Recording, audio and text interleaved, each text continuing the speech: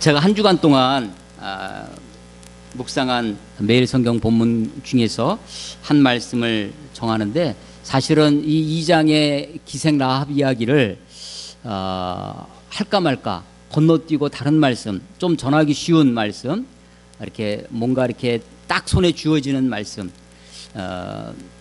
을 가지고 고민을 했던 본문이 바로 2장입니다. 특별히 지금 한일 관계가 어려운 가운데 있는데, 어떻게 보면 이 기생 라합이 지금 자기 여리고 성의 그 공동체 사람들에게 소위 매국 반민족주의적 행동을 하고 있는 거지요.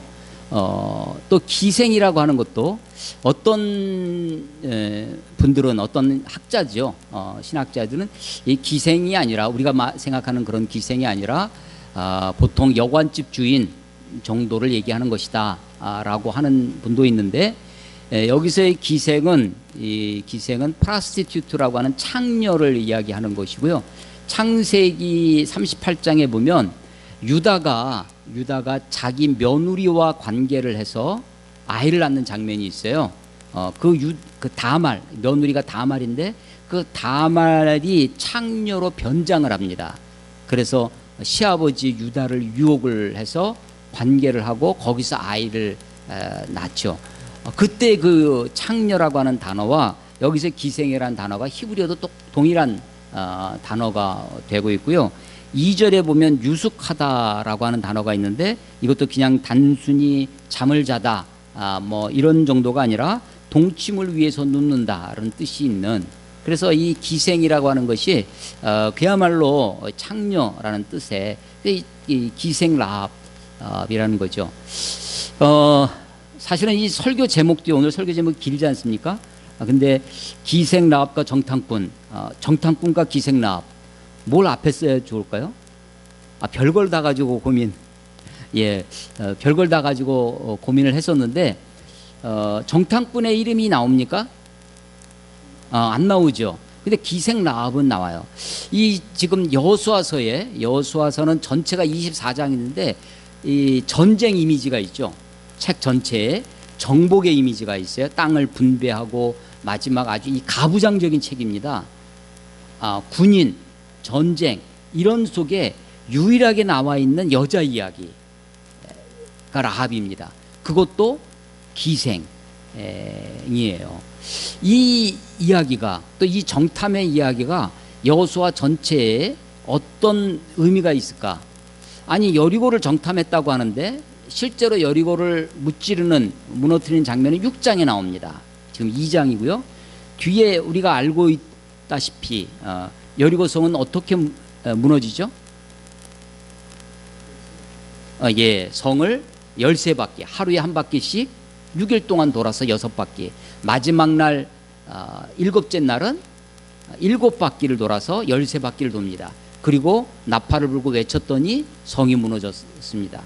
오늘 이 여리고를 정탐한 이 정탐꾼의 어떤 도움이 그 성을 무너뜨리는 데 도움이 되었을까요? 돌 때 어디로 돌아라 하는 것을 정탐하고 온 걸까요? 아니, 이 정탐꾼의 이 정탐 보고를 기초로 서쪽 성벽이 우리가 진입하기 좋습니다. 아니, 북쪽에 있는 그 초병들이 그쪽이 약하니까 그쪽으로 공격하면 좋겠다. 뭐 이런 어떤 군사작전적인 정보를 준 게 아니죠. 그리고 그것을 활용해서 여리고성을 돌고 무너뜨리는 것이 아니에요.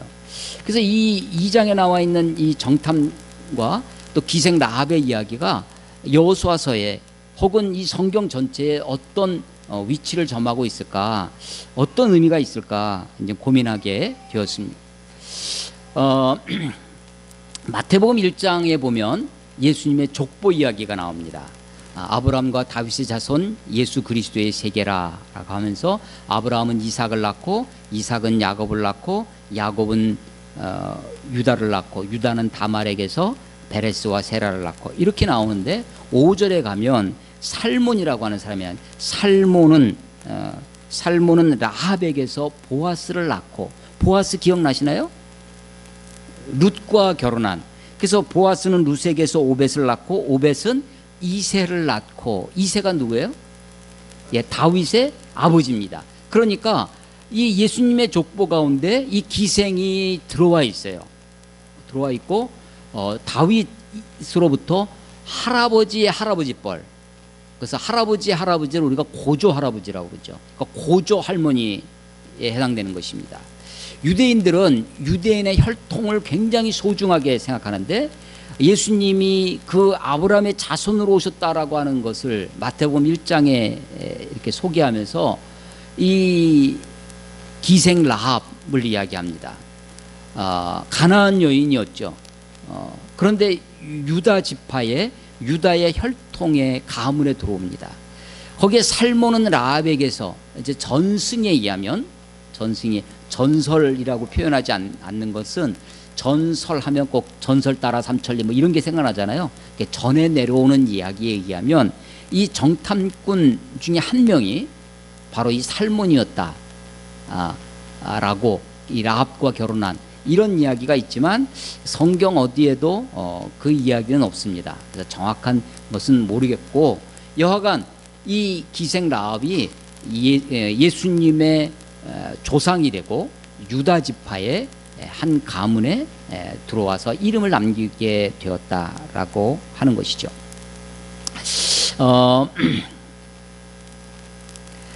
2년 전에 개봉한 영화 중에 박열이라는 영화가 있습니다. 우리나라에서 보기 드물게 무정부주의자 아나키스트를 주제로 하고 있죠. 오늘이 9월 8일이지 않습니까? 일주일 전 9월 1일 1923년 9월 1일, 그러니까 지금으로부터 96년 전 일입니다. 일본 도쿄, 동경이죠. 수도를 중심으로 한 그 지방을 관동지방이라고 합니다. 그 관동지방의 대지진이랍니다. 약 강도, 지진 강도 8에 가까운 7.9라고 기록되어 있더라고요. 그 지진이 일어났는데 언제 일어났냐면 낮에 점심시간대에 지진이 일어났어요.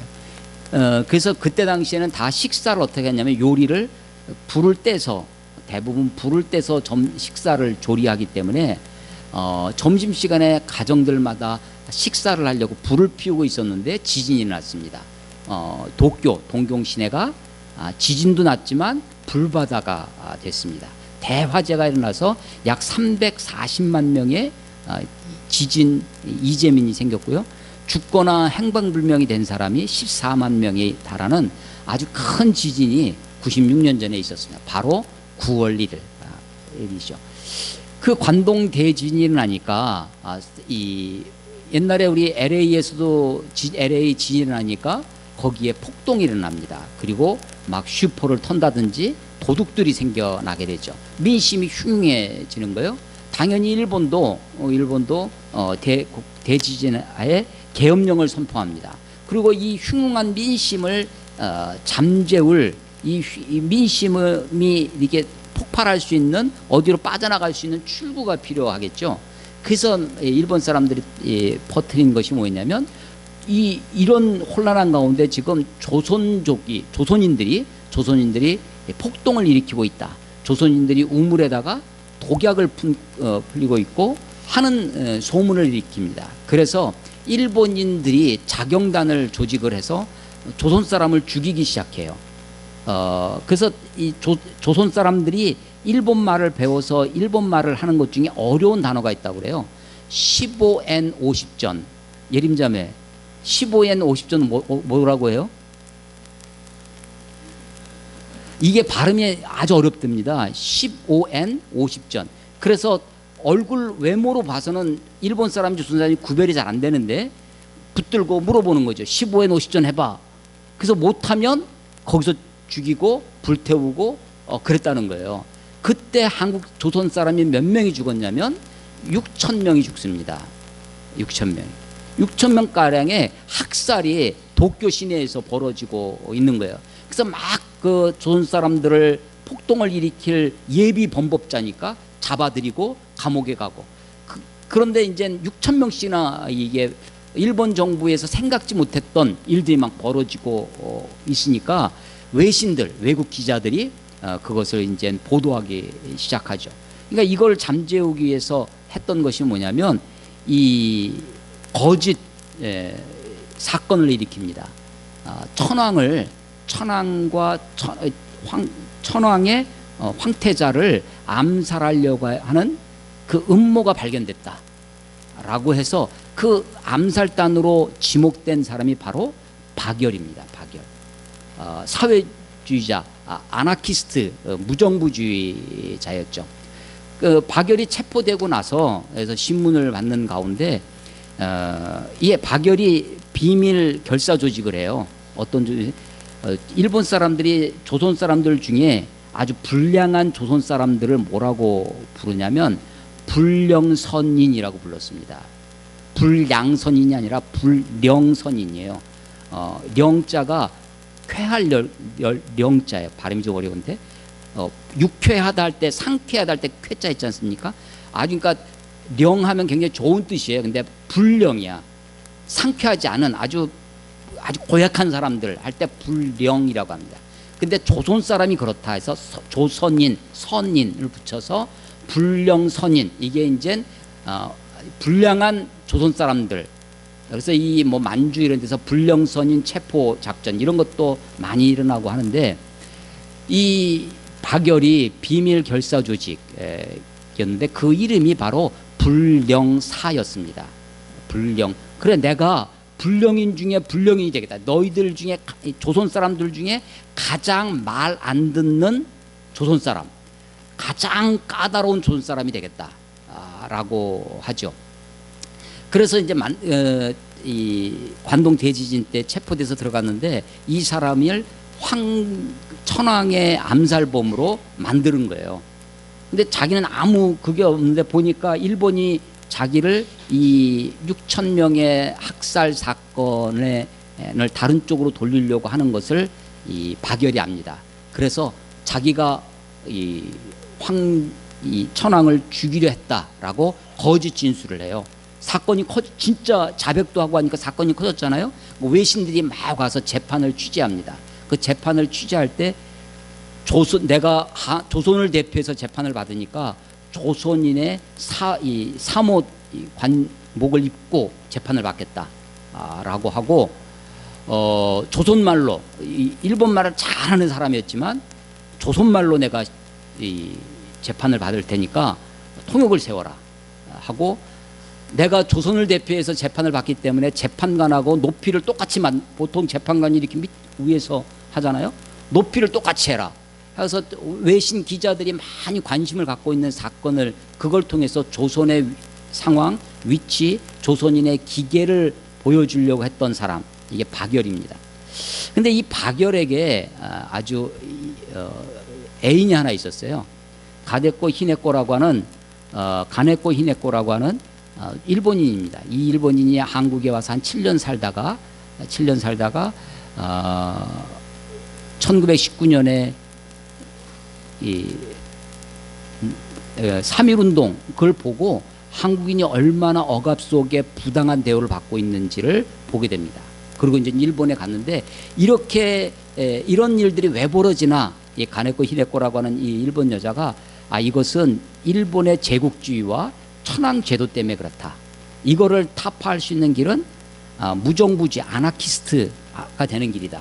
그래서 무정부주의 운동에 활동을 했었는데 이 박열을 만나게 됩니다. 그래서 박열과 함께 살고 또 옥중에서 결혼도 하고 해요. 당연히 대역죄인으로 사형을 언도받고요. 이 가네코 히데코라는 여자는 감옥에서 3년 만에 죽습니다. 그리고 박열은 해방 때까지 22년 2개월을 감옥에 있다가 석방이 돼서 또 이승만과 같이 활동도 하고 그러다가 결국은 납북이 돼서 북한에서 죽습니다. 이 박열을 위한 박물관이 문경에 있고요. 1989년도에 박열은 건국훈장, 대통령장도 받습니다. 근데 바로 이 연인이었던 일본 여인이 박열을 너무나 사랑해서 박열과 함께 감옥에 들어가고 박열과 함께 사형 언도도 받고 감옥에서 죽었는데, 이 여자의 시신이 한국에 와서 박열 그 박물관에 같이 있게 되어집니다. 그리고 이 재판을 받을 때 이 여자가 자기도 조선인과 같이 조선인의 억압된 모습들을 드러내겠다고 조선 치마 저고리를 입어요. 조선인의 치마 저고리를 입고 그렇게 이 재판을 받고 이 감옥에서 옥중수기를 쓰는데 그것이 이제 번역이 돼서 그것이 영화에 지난번 박열이라고 하는 영화로 상영되기도 했었습니다. 조선인을 사랑한 일본 사람이죠. 그리고 재판의 마지막 사형 언도를 받고 나가는데 이 가데코 히노코라는 여자가 조선 독립 만세를 외칩니다. 일본 여자 중에 아주 특별한 여자죠. 민족을 넘어서 자기가 생각하고 있는 어떤 무정부주의, 이게 사회를, 이 온 세상을 밝혀주고 건강하게 해주겠다는 하는 그것과 사랑과 함께 어울려서 그렇게 인생을 살아간 여인입니다. 우리가 지금 여기가 이제 수원이잖아요. 율전인데 우리 저쪽 성대역에 가면 영생고등학교라고 있어요. 영생고등학교가 원래는 저 북한의 함흥지방에 있던 영생여고에서부터 출발을 했던 학교입니다. 그 영생여고에 선생님 중에 아주 유명한 시인이 한 명이 있었어요. 우리 보통 사람들, 보통 국민들한테, 보통 사람들에게 물어보면 좋아하는 시인 하면 뭐 윤동주, 서정주, 뭐 이렇게 박목월 이렇게 얘기할 때 시인들에게 시인이 좋아하는 시인, 뭐 시인이 좋아하는 시인 하면 꼽는 시인이 몇 명 있는데 그 중에 한 사람이 백석입니다. 백석 시인. 근데 이 백석이 그 함흥에 있던 영생여고의 영어 선생님으로 있었답니다. 그때 만난 기생이 한 명 있었어요. 기생. 이 기생은 그야말로 뭐 우리 그 사창가에 있는 그 창녀 수준이 아니라 사실은 일본에 가서 유학도 하고 온, 나중에 해방 이후에는 중앙대학교에서 영문학도 공부한. 근데 이 기생이 이 백석하고 아주 그냥 사랑을 나누게 되고요. 백석은 원래 북한 북쪽 사람이었기 때문에 해방 이후에 북에 남아서 계속 북한에 있어서 한동안 오랫동안 1980년도까지도 백석을 이게 책이 나온다든지 백석의 시가 남한에서 유통되지 못했습니다. 70년대 말 80년대 이후에 가서야 백석이 이제 우리들에게 소개되기 시작하죠. 근데 이 백석과 사랑했던 연인이었던 기생은 남한에 있죠. 남한에서 이 성북동에서 고급 한식 요정을 차립니다. 그게 대원각이라고 하는 아주 유명한 우리나라 3대 요정 중, 옛날에는 요정 정치라고 해가지고요. 이 정치인들이 그 요정에서 한식집에 모여서 거기서 정사를 의논하고 했던 아주 거물급들이 오는 그런 이 성북동의 유명한 대원각 이 한식집의 사장이 됩니다. 주인이 되죠. 평생 그렇게 혼자서 이렇게 살다가 큰 한식점을 이렇게 운영을 했는데 마지막에는 그것을 기증을 해요. 그 대원각을 1000평이었다고 합니다. 7000평, 7000평의 시가 1000억 원에 해당되는 것을 법정 스님한테 기증을 하고 법정 스님은 그것을 길상사라는 절로 만들어 놨어요. 그래서 기자가 물어봤습니다. 이 기생 자야라고, 백석이 이름을 자야라고 붙여줬어요. 자야. 그런데 어떻게 이 아깝지도 않냐, 1000억씩이나 되는 이 큰 것을 다 기증을 하냐 그랬더니 나는 내 이 대원각은 백석의 시 한 줄에 비하면 아무것도 아니다 라고, 백석의 시 한 줄보다 이건 가치가 없다고 그렇게 얘기한 인터뷰 기사가 있습니다. 기생이지만 그 사랑을 위해서 그렇게 평생을 그렇게 살아가고, 백석 문학상, 이게 다 그 기생 자야 김영한이라고 하는 여인이에요. 김영한이라고 하는 그 사람이 백석 문학상도 제정을 해서 상도 주고 백석을 위해서 이 남한 땅에서 노력을 많이 했던 일이 있습니다.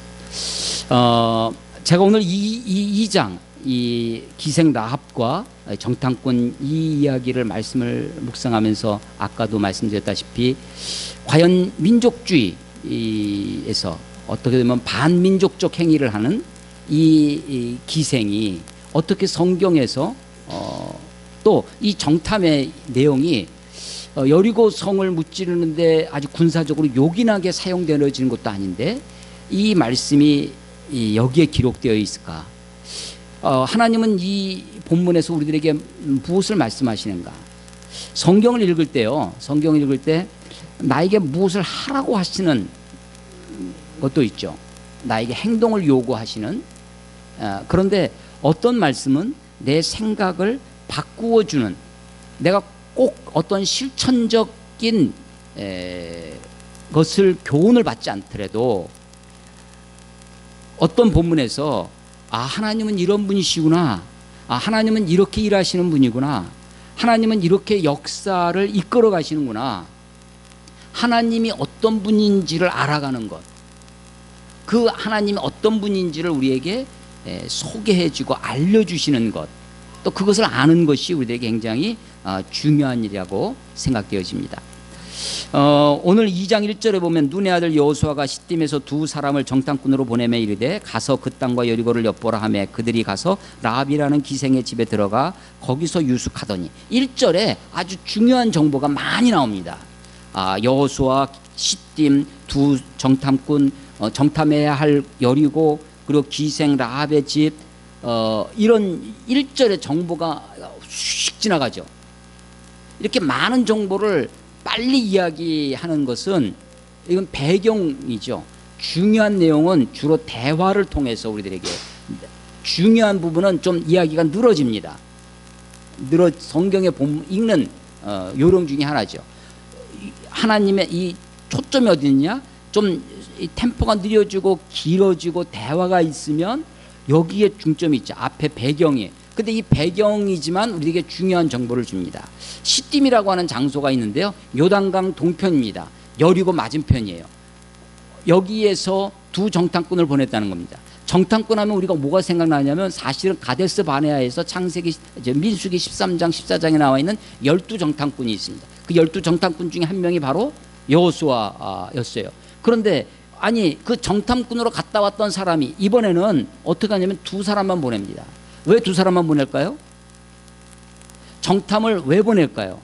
내가 옛날에 40년 전에 정탐을 해봤는데 그때 정탐해보니까 아무 소용없더라. 괜히 정탐하고 와서 국론이 분열됐다. 10사람의 부정적인 보고와 두 사람의 이 긍정적인 보고 때문에 이 이스라엘 민족이 오히려 그 정보를 듣고 보고를 듣고 부안해동해서 하나님께 배역한 행동을 했다. 이런 정탐 같은 거는 할 필요 없이 오로지 하나님의 명령만 믿고 하나님의 언약만 믿고 하나님이 가라고 했으니까 정복하라는, 무조건 가자 라고 할 수도 있을 텐데, 과거의 과거의 경험을 바탕으로 하지만 경험에 매여 있지도 않고 자기의 경험을 무조건 부정하지도 않고 경험을 이어갑니다. 정탐을 하라고 그러죠. 그런데 12명이 아니라 2명을 보냅니다. 민수기 13장에 있는 12정탐꾼은 사실은 가나안 전체를, 전 지역을 정탐을 했어야 합니다. 그런데 이번에는 여리고와 그 땅과 여리고라고 하는 정탐의 지역이 한정되어집니다. 아마도 12명이 돌아다니면 사람들에게 쉽게 노출됐을 텐데 이번에는 두 사람만 보내는 이유는 쉽게 노출되지 않도록, 이미 지금 이스라엘 백성들이 요단강 건너편에 시딤에 와 있습니다. 그리고 이 이스라엘 백성들이 요단강 건너편까지 왔다는 소식을 이 여리고와 가나안의 사람들도 이미 듣고 있었습니다. 간담이 녹았다라고 지금 되어 있는데, 간하고 담, 쓸개죠. 정말 우리가 뭐 하면 간이 막 쪼그라들잖아요. 막 쓸개가, 담이 막 간 떨어지잖아요. 놀래면 이 간담이 녹을 정도로 지금 이미 이스라엘 백성들이 요단강 건너편에 가까이까지 왔다는 소문을 듣고 있었습니다. 그래서 그런 상황 속에서 12명씩이나 보내면 아마 쉽게 노출되었을 것이에요. 이제 2명만 보냅니다. 그리고 특별히 정복해야 할 지역을 지정해 주죠. 여리고라고 하는. 여리고는 아주 난공불락의 성입니다. 지금 이스라엘 땅에 가보면요, 여리고에 가보면 텔 여리고라고 있어요. 텔 여리고. 텔 여리고라고 하는 그러니까 구약 시대 이 여리고가 있고요, 신약 시대 여리고가 예수님 뽕나무 위에 올라가서 예수님 삭개오가 만났던 신약 시대 여리고도 있어요. 지금 여리고는 그 신약 시대 여리고입니다. 근데 고대의 여리고였던 텔 여리고가 발굴이 되었어요. 이 텔 여리고라고 하는 것은 어떤 거냐면 성이 있습니다. 성이 무너졌어요.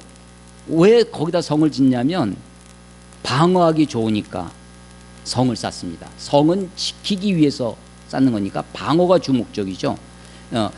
방어하기 좋은 그런 지형을 가지고 있고, 또 사람들이 거기서 모여서 살려면 뭐가 제일 중요하냐면 물이 중요합니다.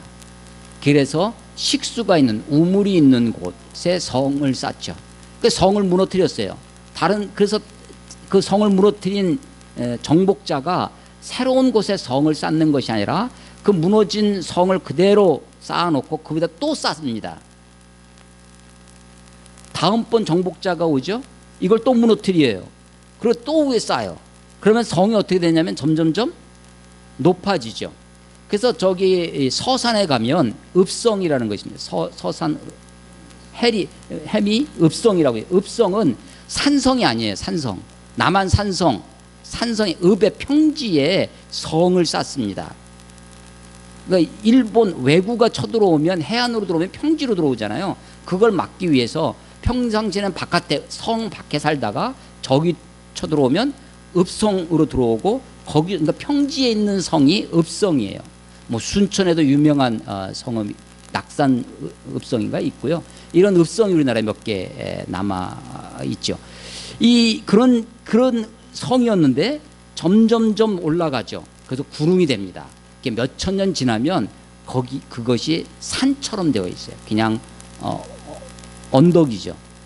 그런데 이제 이거를 파보면 발굴을 해서 위에서부터 절토를 하죠.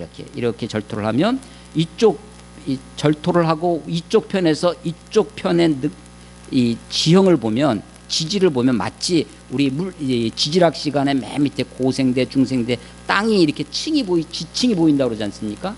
그런 것처럼 제일 먼저 무너진 성의 잔재, 그 다음 문화가 시대에 따라서 그대로 쌓여 있습니다. 그러니까 문화 지층이 되는 거죠. 그래서 그대로 덮여 있어요. 그래서 우리 고고학에서는 아주 오래된 고대 6,000년간 가장 인류 역사상 가장 오래된 도시 중에 하나로 여리고가 발견이 됐어요. 이게 텔 여리고입니다. 텔 여리고. 가스탕이라고 하는 고고학자가 발견했다고 하는데, 아주 그래서 이게 획기적인 거였죠. 그래서 거기다가 텔이라는 말을 붙였어요. 텔. 여리고 앞에 텔. 그래서 이스라엘 땅에 가보시면요, 그런 것, 이렇게 하는 거구나 해가지고 그 다음부터 그런 식으로 발굴을 많이 해서 텔자가 붙은 지명이 많습니다. 비행장에 있는 제2의 수도라고 할 수 있는 예루살렘 말고 텔 아비브가 있습니다. 대부분의 대사관이 거기 있죠. 텔 아비브, 텔 브엘세바, 텔 단이라고 하는 지방이 있는데 그게 발굴이 됐어요. 그래서 거기다 텔자로 써서 텔 단, 이런 식의 되는 거죠. 여리고도 그렇습니다. 성을 쌓을 때요, 성을 벽으로만 이렇게 쌓아놓으면 바깥에 있는 사람도 성 밖에 있고 성 안에 있는 사람도 성 벽 밑에 있고 이게 똑같아지죠, 위치가. 그러니까 성을 쌓을 때 되면 성을 좀 두껍게 쌓는 겁니다. 두껍게 쌓아서 성 위에서 밑에 있는 사람들을 공격할 수 있도록 그렇게 두껍다고 해서 아주 몇십 미터 되는 것이 아니고요, 방 한 칸 정도 나올 정도로 한 2m, 3m 정도의 폭으로 쌓습니다. 그런데 이 성을 어떻게 쌓냐면 2, 3m 정도의 폭으로 두께로 성을 쌓는데 그 안이 집이에요. 성을 지키는데 늘상 보초를 세워놓기가 어렵잖아요. 거기 집입니다. 집에서 창문을 내면 사람들이 거기서 살아요. 늘상 창문 바깥 내다보면 자기가 생활하면서 성 밖을 감시할 수 있죠. 그리고 유사시에 성을 아주 강력한 적이 나타나면 성을 무너뜨리죠. 공성태라고 해서 큰 전봇대 같은 거 와서 성문 같은 걸 막 성벽을 박잖아요. 그럴 때 이 그냥 집으로 되어 있으면 쉽게 무너지는데 적이 쳐들어온다는 이게 집 같은 데다가 돌을 채웁니다. 돌을 채우면 이게 그 성벽이 전부 다 돌덩어리가 되는 거죠. 그러니까 성을 무너뜨리기가 굉장히 어렵게 됩니다. 이 기생 라합의 집은 성벽에 있었다. 15절에 보면 그의 집이 성벽 위에 있으므로 그가 성벽에 거주하였다. 성벽에 쭉 거주하는 거예요. 거주하는. 네팔에도 가보니까요, 그런 형태로 집을 지어요. 집을 정방향으로 짓는데 가운데 마당이 있고 그 여기에 집들이 다 사는 거예요. 하나의 울타리 바깥에 저기 사방에 쳐들어와도 그 안에 집이면서 성이 되게끔 그렇게 집을 쌓죠. 성벽에 작은 창문이 있는데 그것은 고대에는요, 창을 내는 일이 건축 이 기술이 창을 내는 게 어렵습니다. 창을 낼수록 힘을 덜 받잖아요. 그러니까 창이 작고 창을 많이 내지 않는데 이런 감시용으로 창을 내게 되는 것이죠. 기생 라합 집에 이 정탐꾼이 유숙했다고 하는데 평상시에는 다 일가 친척들이 동네에 살아요. 우리 식으로 표현하면 집성촌이죠. 다 아는 사람이야. 창녀가 살고 있는 기생의 집이 있다고 해도 정말 웬간하게 내놓은 사람이 아니고서는 그 집에 가서 성매매를 할 수가 없죠. 다 동네 사람들인데 그 집에 들어갈 수가 없어요. 주로 어떤 사람이냐면 여행객. 그래서 옛날 사창가는 다 어디 발달하냐면 기차역을 중심으로 뭐 청량리역 뒤에 588이라든지 대전역 뒤에 지금은 아주 거기가 새롭게 됐지만 그런 역이 다 대부분 사창가로 발달합니다. 그러니까 이 기생의 집은 주로 누가 오냐면 여행자들이 옵니다. 우리는 새로운 정보를 어떻게 얻냐면 새로운 정보를 TV나 신문이나 핸드폰, 뉴스나 SNS로 정보를 얻죠. 고대인들은 새로운 정보를 어떻게 했어요? 바깥 세상 이야기를 누구한테 들어요? 여행자한테 들었습니다. 그래서 이 여행자를 나그네를 우대하는 것이 나그네를 우대하고 환영하고 받아들이는 것이 그들의 이 고대 근동의 지역에서는 그것이 생존 전략이기도 했습니다. 저 바깥에서 지금 신은 강국이 일어나서 막 다른 나라를 집어삼키고 있다. 막 이런 소식을 어떻게 알겠어요? 뉴스가 알려주는 것이 아닙니다. 나그네가 알려주는 거예요. 지금 저 먼 나라에서 어떤 게 새로운 물건이 나오는데 이게 굉장히 좋은 물건이다. 그걸 다 누가 알려주냐면 나그네가 알려주는 거예요. 여행객들이. 그래서 이 여행객들이 머물 수 있는 곳이 어디냐? 기생의 집입니다. 그래서 아마도 이 정탐꾼은 아무 의심 없이 이 정탐꾼이 이 기생의 집에 들어갈 수 있었을 것입니다. 그런데 이미 이스라엘 백성들이 요단강 건너편에 진을 치고 있다는 소식이 가나안 땅에도 들려오고 가나안 사람들이 간담이 이미 녹고 있는 상황이었죠. 2절에 보면 어떤 사람이 여리고 왕에게 말하되 보소 이 밤에 이스라엘 자손 중 몇 사람이 이 땅을 정탐하러 이리로 들어왔나이다. 탈로 났습니다. 누설이 됐어요. 그래서 고발하는 거죠. 어떤 사람이라고. 정보가 유출됐습니다. 그랬더니 여리고 왕이 라합에게 사람을 보내서 그 사람을 잡아오게 합니다. 4절 그 여인이 그 라합이 그 두 사람을 이미 숨긴지라. 왕이 지금 사람을 보냈는데 잡아오라고 정탐꾼을 잡아오라고 했는데 기생은 어떻게 해요? 이미 숨겼어요. 또 뭐가 됐어요? 정보가 유출됐죠. 피의자 사실을 미리 공포해 주는 것처럼 정보가 유출돼 정탐꾼이 왔다고 하는 것을 아무도 모르게 하려고 두 사람만 보낸 겁니다.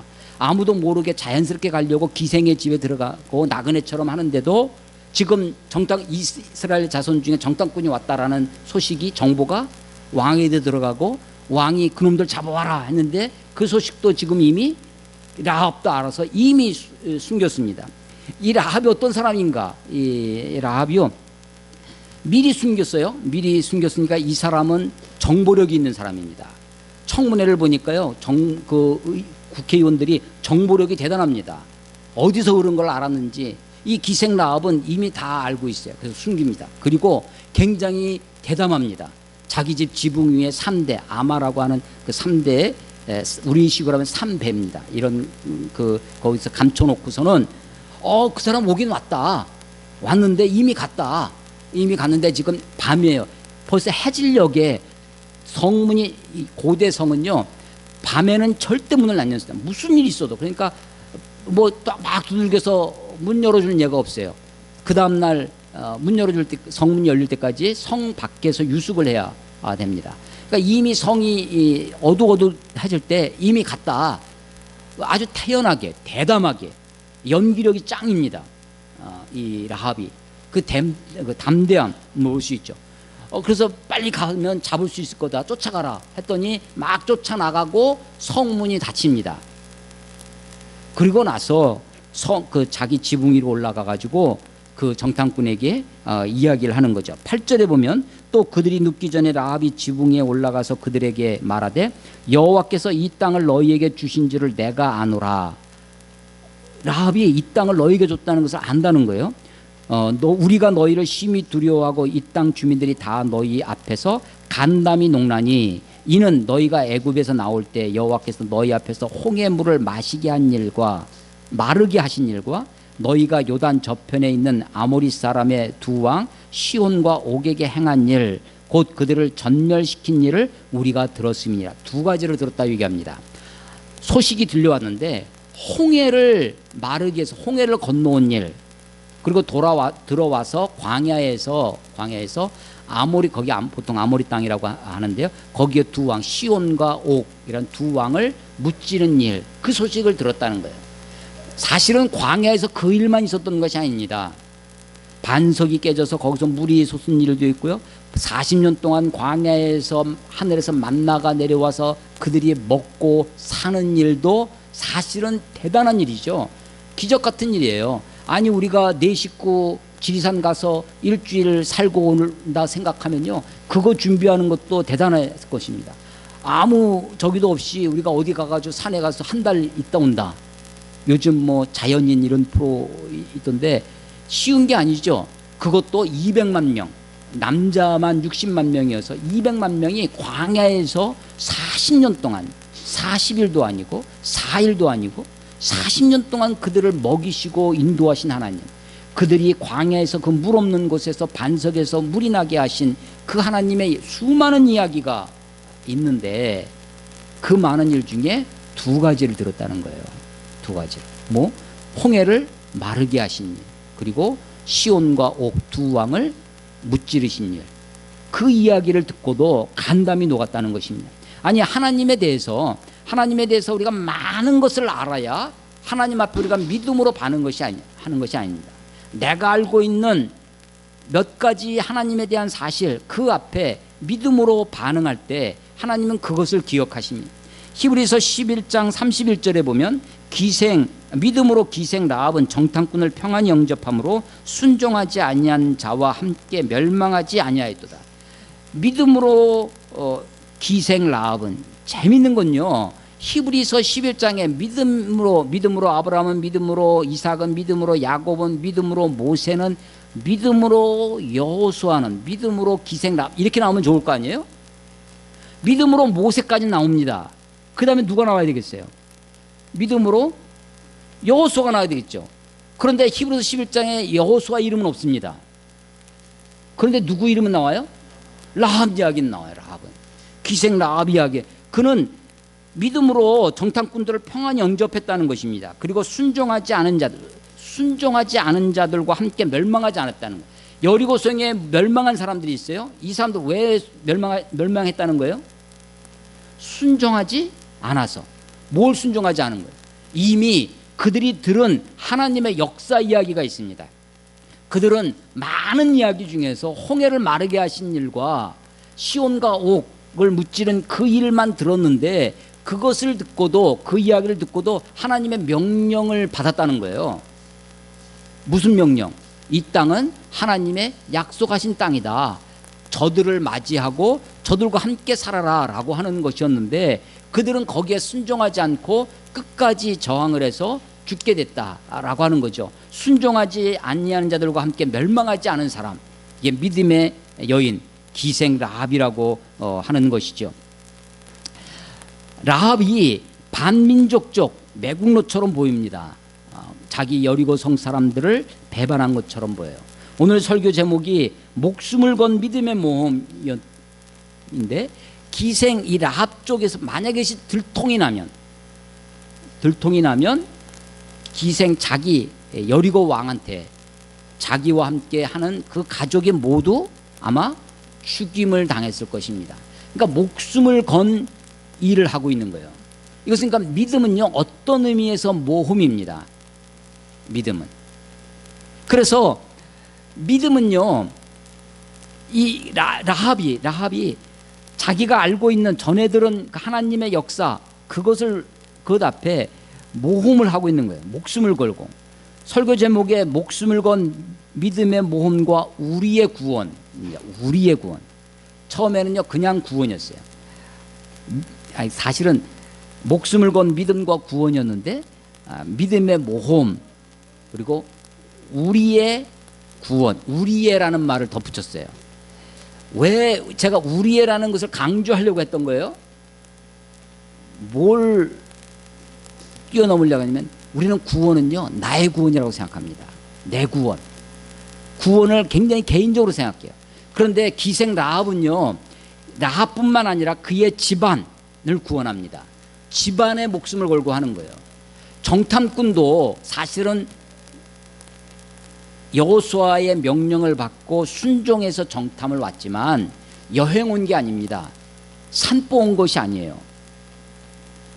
이 정탐꾼도 목숨을 건 순종이었습니다. 그리고 그 정탐꾼의 순종을 통해서 이스라엘 민족을 인도하는 거죠. 여리고 성을 정탐하고 정탐의 보고가 2장 24절 마지막 한 절에 나옵니다. 그들이 우리로 말미암아 간담이 녹도이다. 그거 하나 보고합니다. 그러니까 여호수아가 아하, 이 싸움은 하나님 우리에게 붙여주신 싸움이구나. 저들은 이미 간담이 녹아서 아무리 난공불락 여리고성에 있어도, 아무리 튼튼한 성에, 아무리 막강한 군사력을 가지고 있어도 이미 간이 쪼들어 있고 이미 담이 녹아 있기 때문에 그들은 꼼짝 못할 것이다 라고 생각을 하게 됩니다. 그리고 하나님의 명령대로 성을 돌기 시작하는 거죠.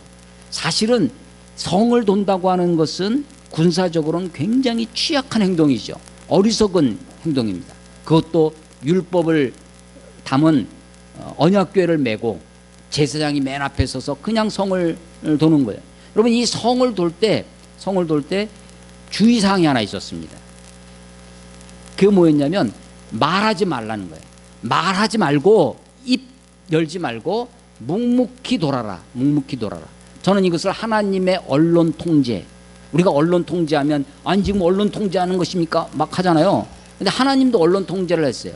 왜냐하면 이스라엘 백성들이 그렇지 않으면 아마 쉽게 성을 돌면서 불평하고 원망하고 이렇게 의심하고 우리가 이렇게 돈다고 해서 성이 무너지냐 하면서 했을 것입니다. 요단강을 건너옵니다. 우리 지난주에 1장 설교를 하면서 1장에 나오는 아주 중요한 명령, 건너가라. 건너가는 거죠. 건너가는 거. 요단을 건너갑니다. 그런데 가만히 보니까 이 건너가는 게 여호수아에서 굉장히 중요합니다. 저는 이 2장이 왜 이 기생 라합 이야기가 여기에 있을까? 이건요, 요단을 건너가는 것이 무엇인가를 보여줍니다. 물론 요단은 3장에서 건너갑니다. 언약궤를 맨 제사장이 언약궤를 메고 요단강에 발을 디디니까 요단이 물로 마르기 시작합니다. 그래서 물이 쌓이기 시작해요. 물이 양쪽에 서요. 제사장이 서 있고 물이 서 있습니다. 그 사이로 지나가는 것입니다. 요단을 건너간다는 것이 무엇일까? 요단을 건너간다는 것이 우리는요, 선을 그어놓고 선 안에 삽니다. 그 선을 못 넘어오게 해요. 세상은 그렇습니다. 제가 지난주에 피라민 말씀을 드렸는데 기억나십니까? 이 피라밋, 애굽의 체계, 세상 체계는요 피라밋 구조입니다. 그래서 맨 밑바닥에 이스라엘 노예가 있었어요. 노예는요 서로들을 그 올라가기 위해서 서로 밟습니다. 을이 을에게 갑질하는 거죠. 그런데 밑은 그래서 피곤해요. 피라밋의 밑에 사는 사람들은 서로 밟고 올라가려고 하기 때문에 힘듭니다. 피라밋의 정상 꼭지점은 어떨 것 같습니까? 꼭지점에 있는 사람들은 꼭지점에 못 올라오도록 사람들을 떨궈냅니다. 사람들을 밀어냅니다. 밑에는 밟고 올라가고 위는 떨어뜨려요. 여러분 청문회를 봐서 거기에 질문하는 국회의원들이나 방어하는 후보자나 사실은 우리 사회에서 엘리트 계층들입니다. 피라밋 구조에 어디 있는 사람들이에요? 정점에 있는 사람들이죠. 보수나 진보나 상관없이 다 정점에 있는 사람들인데 그 사람들이 살아가는 방식은 뭐냐면 떨궈내는 거예요. 그래서 사실은 피라밋 체제 하에 있으면 밑에 있는 사람은 밑에 있어서 괴롭고 힘들고 불행한 삶을 살지만 위에 있는 사람이라고 행복한 것이 아닙니다. 위에 있는 사람은 위에 있는 사람대로 피비린내 나는 전쟁을 하면서 살아가는 것이죠. 그게 피라밋 체제입니다. 하나님은 이스라엘 백성들을 애굽에서 그 피라밋 체계에서 건져내서 하나님의 약속의 땅 가나안으로 오게 하시는데 그 가나안은 피라밋 체계가 아니라 다른 하나님의 나라 하나님의 체계로 그들을 부르시고 있는 거죠. 건너가야 돼요. 가나안을 가려면 어디를 건너가요? 요단을 건너가야 되는 겁니다. 마치 그들은요 인종의 선이 있었습니다. 가나안족, 이스라엘족. 그런데 지금 이 가나안 여인이 예수님의 족보에 들어옵니다. 여리고성을 무너뜨렸을 때 거기에서 그 여리고성에 있는 물건을 다 하나님께 바치도록 되어 있는데 바치지 않고 그것을 꼬불친 사람이 있어요. 소탐대실이라고 그것을 탐하다가 자기와 자기 집안을 다 망하게 한 사람이 있습니다. 이름이 아간입니다. 이 아간이 지파가 어디냐면 유다 지파예요. 유다 지파는 그 유다 지파에서 누가 와요? 예수님이 오시죠.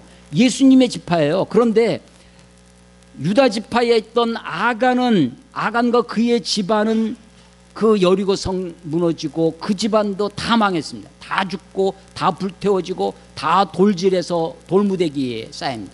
그런데 가나안 족속이었던 이 여인은 유다 지파의 혈통이 되고 예수님의 족보 다윗의 고조 할머니가 되어서 유다 지파의 혈통이 되는 것이죠.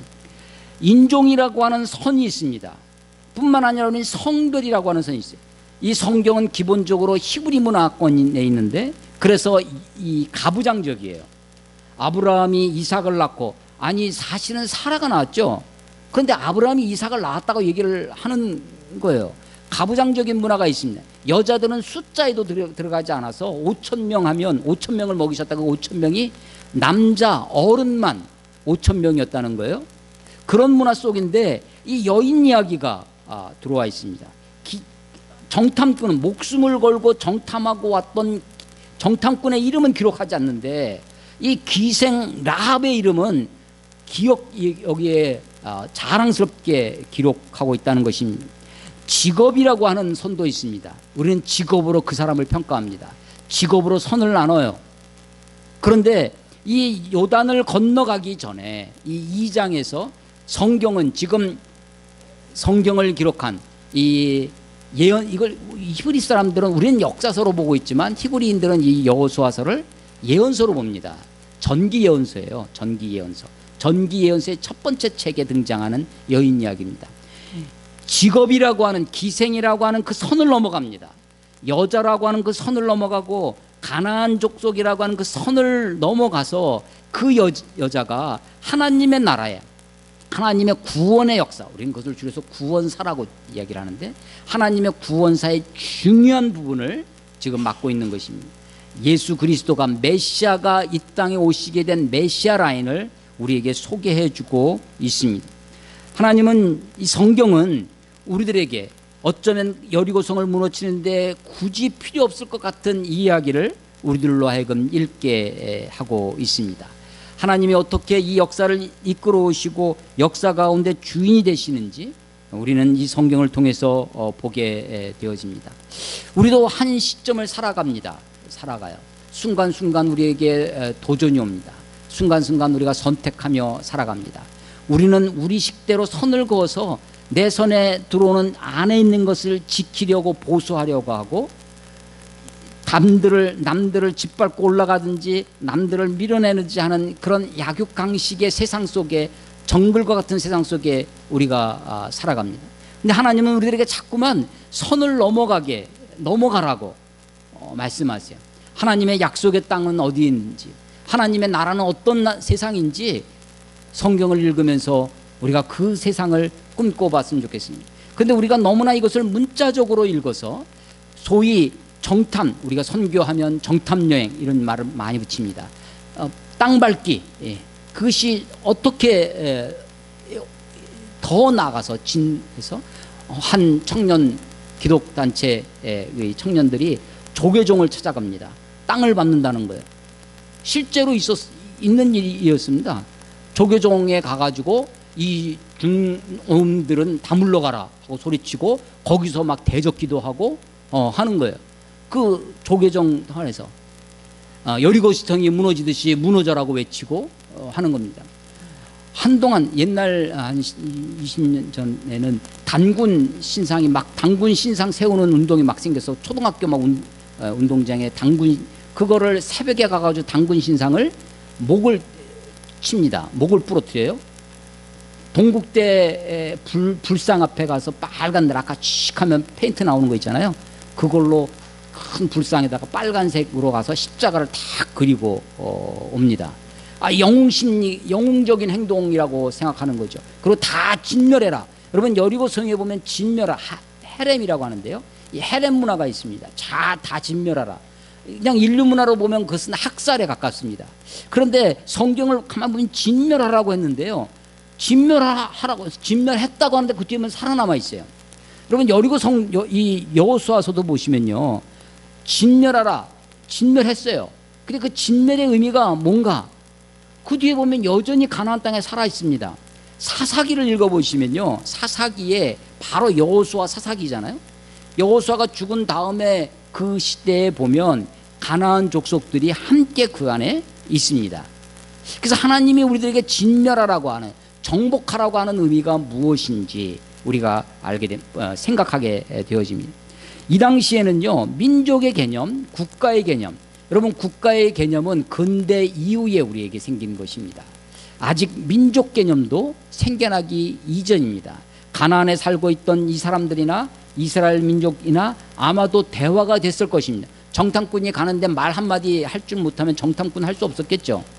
아마도 언어적으로 인종적으로 구별이 잘 되지 않았던 시대일 것입니다.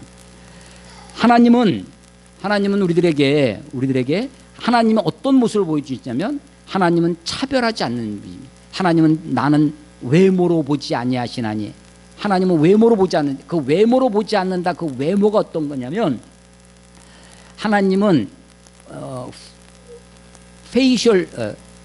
페이버리즘, 편애가 없다라는 뜻입니다. 하나님은 편애하지 않는 분이십니다. 파트는 나눈다는 거잖아요. 파셜리티, 편파, 그거 편파가 없다는 거예요. 하나님은요, 차별하지 않는 분입니다. 하나님은 차별하지 말라고 합니다. 야고보서에 나와 있는 교훈이 무엇이냐? 차별하지 말라는 것입니다. 인종으로, 성별로 차별하지 말라는 것입니다. 직업으로 차별하지 말라는 것입니다. 선을 그어놓고 살지 말라는 것이죠. 이 여호수아서 2장의 라합의 이야기가 우리에게 주는 교훈이 무엇이냐? 하나님은 어떻게 세상을 주관하시고 이끄시는 하나님이신가 우리가 생각해 봐야 할 것입니다. 정복과 전쟁과 싸움과 죽음의 이야기로 끝나는 것 같은 여호수아서 가운데 하나님의 성품이 어떤 분이신지, 하나님이 어떻게 역사하시는 분지를 깨달을 수 있다면, 이것은 성경이 우리에게 말씀하시는 바가 무엇인지를 알게 되리라 생각되어집니다. 오늘 설교 제목을 제가 사실 고민을 많이 했습니다. 정탐꾼과 기생라합. 원래는 정탐꾼이 앞에 있었어요. 근데 정탐꾼은 이름도 없는데 순서를 바꿨습니다. 기생라합과 정탐꾼. 예, 목숨을 건 믿음의 모험과 우리의 구원. 정탐꾼도 그렇고 이 기생 라합도 그렇고 그들의 목숨을 건 믿음의 모험으로 그들의 가정을, 그들의 민족을 구원합니다. 어쩌면 우리들에게도 이런 삶을 요청하실 때가 있을런지 모릅니다. 우리가 하나님 어떤 분이신지 깊이 묵상하고 잠잠히 참아 하나님과 함께 동행하다가 언젠가 우리들에게 믿음을 요구하실 때, 믿음의 삶을 요청하실 때 이런 선택의 삶을, 이런 믿음의 삶을 살아가시는 저와 여러분이 되시기를 주의 이름으로 축원합니다. 기도하겠습니다. 하나님 아버지 은혜를 감사합니다. 오늘도 주의 말씀을 함께 나누었습니다. 하나님, 믿음으로 산다고 하는 것이 무엇인지, 우리 하나님을 하나님으로 모시고 산다는, 하나님을 경유하는 사람의 마땅한 삶이 무엇인지, 세상 사람들은 선을 구워놓고 수평적인 사고에서 좌다 우다 진보다 보수다라고 이야기를 하지만 위에 계신 하늘의 하나님을 바라다보며 하늘의 하나님의 그 눈으로, 그 마음으로 이 세상을 바라다보며 그 하나님을 온전히 믿고 살아가는 주의 백성들이 다 될 수 있도록 하나님 인도해 주시옵소서. 하나님, 이 땅을 긍휼히 여겨 주시옵소서. 이 땅에 살고 있는 백성들을 아버지여 불쌍히 여겨 주시옵소서. 이 민족 가운데 세워주신 주의 교회들을 하나님 긍휼히 여겨 주시고 하나님의 참된 교회가 교회다워질 수 있도록, 주의 종들이 주의 종다워질 수 있도록 말씀이 말씀되어지는 역사가 우리 가운데 있게 하여 주시옵소서. 예수님 이름으로 감사하며 기도드렸사옵나이다. 아멘.